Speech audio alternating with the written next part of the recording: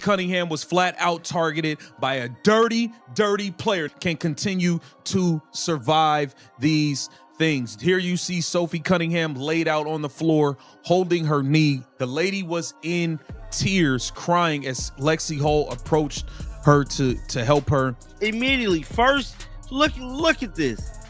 Instantly into the game. Instantly. Immediately. They had a target to hurt Sophie. She was targeted by this team. The WNBA has been rocked to its very foundation, and not in the way fans imagine. A devastating injury, furious family reactions, and a storm of controversy have turned this season into a full-blown nightmare. Oh, and don't forget to like, subscribe, and tap that notification bell so you never miss one of our deep dives. For Bria Hartley, because she's a dirty ass player. This isn't just about one player getting sidelined. It's a full-blown nightmare for the entire team. The Indiana Fever are officially starring in their own season-long horror story. Forget popcorn. You practically need therapy just to watch their games. Fans like Sophie can barely handle it. Hartley right here like coming she tries in. To slide over right there. And Hartley just kind of falls And and she makes collision crushes with that lower in leg. You see her immediately grab on the it. knee of Sophie right here. She went down. Just sums up everything. Like, we weren't going to win this game if Sophie Cunningham was healthy. This isn't like, oh, we lost because of a Sophie Cunningham injury. We were down 17 points when she got injured.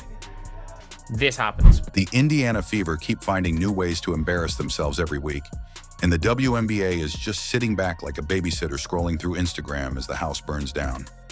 Before we get into Sophie's injury, let's take a step back. This season was already a disaster for the Fever, and it's only getting worse by the minute.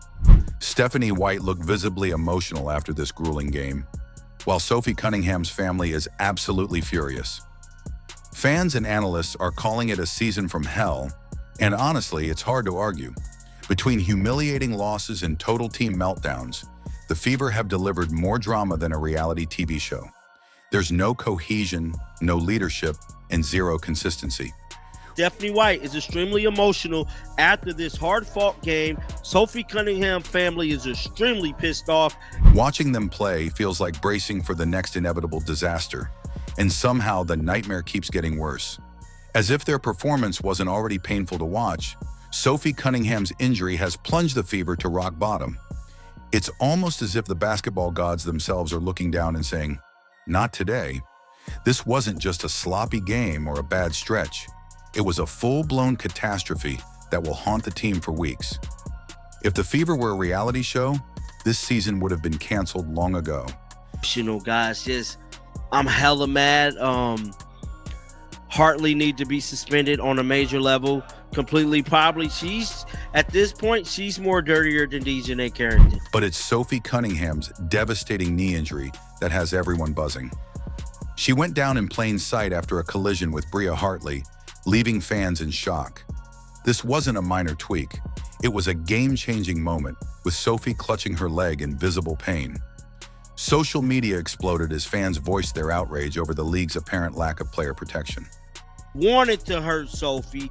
They made it their business to hurt Sophie, and that's exactly what they did, was hurt Sophie, and I'm hella mad. Sophie's family wasn't holding back. Her sister Lindsay slammed the league, insisting they prioritize athlete safety.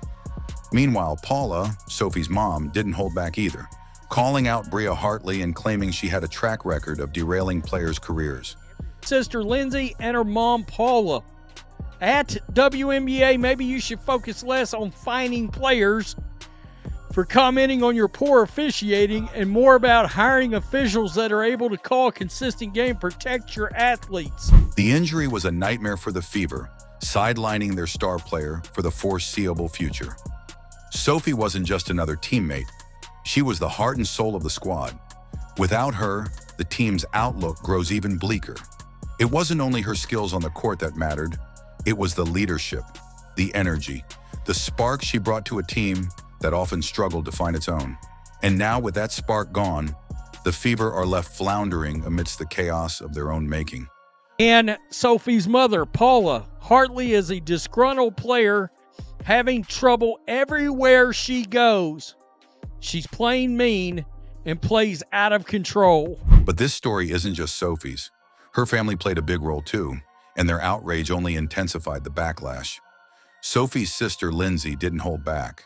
She took to social media to call out the WNBA for failing to take responsibility. "The league should be protecting its athletes," she wrote, and fans were quick to echo her sentiment. Patella injury. Normally, people will hold higher in their knee if it's a knee ligament injury. It looks like she might have either ruptured her patella. Sophie's mother, Paula, jumped into the conversation, taking aim at Hartley for turning every game she played into a career-ending moment. "She's taking down careers left and right," Paula declared. Sophie did not deserve any of that happened to her today, and it is very, very unfortunate, man. Fans quickly rallied around Sophie's family, demanding action from the WNBA. The focus had shifted beyond Sophie. It was now about safeguarding every player in the league. And when a family speaks out so passionately, it's a clear sign that the situation is serious. Cunningham out for the year. How can this team continue to survive? We bring in Ari McDonald because of injuries. And who would have thought? Caitlin Clark would be out most of the year. Sophie Cunningham will have a season-ending injury. It's troubling when a family has to fight just to ensure a professional athlete's safety. Now let's turn our attention to Bria Hartley, the antagonist in this story. If the WNBA handed out a trophy for the dirtiest player, Hartley would be at the top of the list. And this isn't an isolated incident. It's part of a troubling pattern. You guys, this girl was a dirty player. And that's all she did today was show how dirty she is. This is unfortunate. I don't know how the Indiana Fever. Hartley has earned a reputation as a fierce competitor, unafraid to do whatever it takes to secure a win, even if it comes at someone else's expense. Earlier this season, she yanked Angel Reese by the ponytail with the intensity of a WWE match. And just days before Sophie's injury, Hartley forcefully brought Becca Allen to the floor, grabbing her by the head. A dirty, dirty player. She pulled Angel Reese out of air by her ponytail. Angel Reese is ready to fight. Just last game, I think 2 days ago. Fans have moved past mere speculation. They're openly accusing her of deliberately targeting other players. After the incident with Sophie Cunningham, it's difficult to ignore her apparent disregard for the safety of those around her. This recurring behavior has cemented her reputation as one of the league's most disliked players. Now, with this latest episode, fans are left wondering whether the WNBA is doing enough to rein her in. Oh, if it's her knee, I don't know if it's her Achilles, the way she was kind of dragging her foot. I don't know. But Bria Hartley has had dirty plays all season. But you got to know who we're talking about. This isn't just a one-off incident. It's a full-blown highlight reel of chaos. So where is the WNBA in all of this? Where's the accountability? Where's the action? The reality is, the league has barely made a move to address the situation, and that's exactly why we're digging deeper. You know, because she is somebody's daughter, she is somebody's sister, and this is just unfortunate. And those of you who don't think a civil rights investigation need to be brought upon this league is tripping. This civil rights investigation. In a professional league, dangerous play like this should never be tolerated. Yet somehow, here we are. Bria Hartley is still on the court, while Sophie Cunningham is sidelined indefinitely. What kind of message does that send? It's almost as if playing dirty enough lets you skate by unpunished. Fans are furious, and they're demanding change. Some are even calling for a civil rights investigation into the WNBA's officiating culture. Let that sink in. Outrage over basketball refereeing has reached the level of a civil rights concern, and they have a point. When players are dropping like flies and the league fails to act, it's clear that something is seriously broken. Do you think the refs called any fouls? No, they didn't. These refs are clowns. These referees are clowns. The WNBA can't afford to stay on the sidelines any longer. So what does this mean for the Fever? Sophie Cunningham has been the heart and soul of the team this season. Not just a role player, but a defensive powerhouse and an energy catalyst. She was the one who lifted the team when the going got tough, keeping everyone motivated and focused. With her sidelined, the Fever have lost their emotional anchor. The team has already been struggling all season, and without Sophie's drive, they're now facing serious turbulence. Hit a big three that was the dagger at the end. Aaliyah Boston, 7 of 13, 14 points, 13 boards, a double-double there, added 5 assists. This isn't just another player injury. It's a devastating hit for the entire Fever organization. Sophie was the glue holding the team together, and without her, what was already a struggling season now feels hopeless. The real question isn't whether they can bounce back, it's whether the Fever can even compete without her. And with the WNBA struggling to protect its players, how can anyone realistically expect improvement? Then there's Caitlin Clark, the league's most hyped rookie, the supposed savior, the player everyone has been waiting for. Yet she's been largely absent this season, sitting on the sidelines. Not for lack of talent, but because of injury. Fans are left asking, should she even risk a comeback? The league is faltering, and the Fever have become a symbol of dysfunction. Why jeopardize your health in a system that can't keep its players safe? Caitlin's absence isn't just a blow for the Fever, it's a setback for the entire league. She was meant to be the face of the WNBA's future, the star to usher in a new era.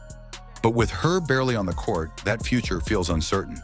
And now, with Sophie Cunningham out, the Fever are left scrambling, wondering if anyone can fill the void she leaves behind. Beginning of this game, Sophie Cunningham is bringing the ball up the floor.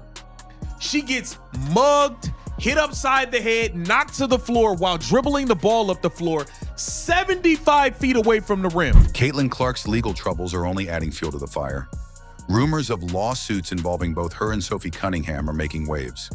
When players and their families openly express frustration over safety and officiating issues, it's a clear sign something is seriously off. Questions are now swirling around Commissioner Kathy Engelberg's leadership. After all, how can a league thrive when its top talent keeps getting sidelined week after week?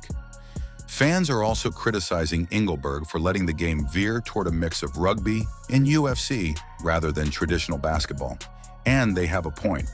It's starting to feel less like basketball and more like a demolition derby in sneakers, with the WNBA watching its stars take hit after hit. With legal action looming, it's evident the league needs a serious rethink on player safety and accountability. Athletes shouldn't have to endure this just to compete.